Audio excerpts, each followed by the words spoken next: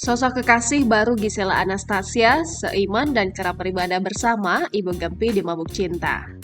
Penyanyi Gisela Anastasia dikabarkan sudah memiliki kekasih baru. Padahal publik berharap Gisela Anastasia bisa kembali rujuk dengan mantan suami Gading Martin. Lalu siapa sosok kekasih baru Gisela Anastasia sekarang? Ibunda Gempita belum ingin menyebutkan nama dan memperkenalkan kekasihnya di hadapan publik, dikutip dari YouTube Indosiar pada Jumat 21 Oktober 2022. Hingga kini, Gisela Anastasia tak ingin berbicara panjang lebar.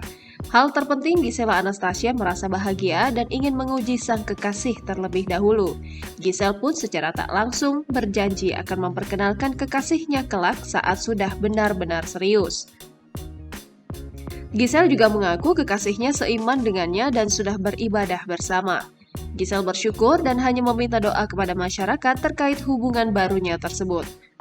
Saat disinggung didoakan rujuk dengan Gading, Gisel tak dapat berbuat banyak. Kini, Gisel dan Gading hanya fokus untuk membesarkan Gempi bersama-sama.